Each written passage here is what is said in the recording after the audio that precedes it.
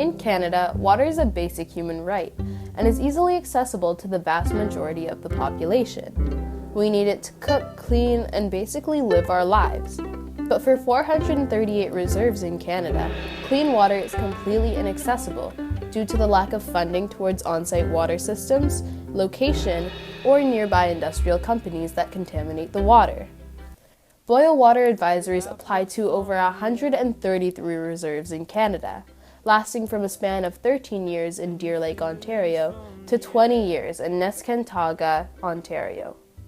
The government regulates water quality for the rest of Canada, but has no binding regulations for water on reserves, allowing this to continue, and as a result, there is a rise in health problems. However, it's much harder to find proper medical care for Aboriginal people on reserves.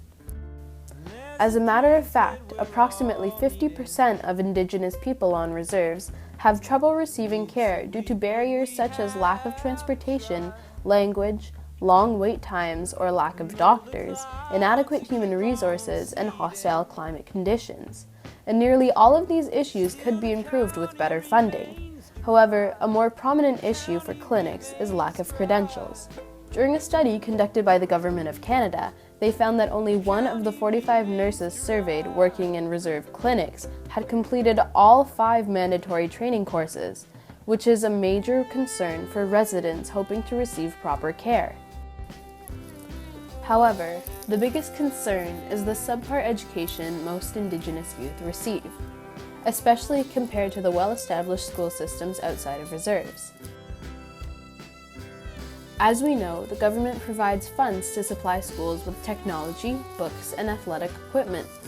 However, for every dollar regional schools receive, reserve schools are given 70 cents, and a much lower quality education, which can also result in a lack of motivation.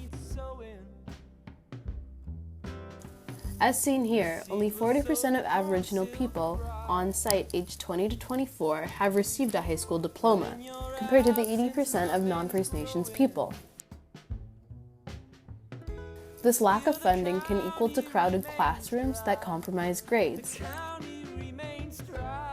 This schooling can also result in low employment rates, poor mental health, and an increase in homicide, suicide, and alcohol-related deaths.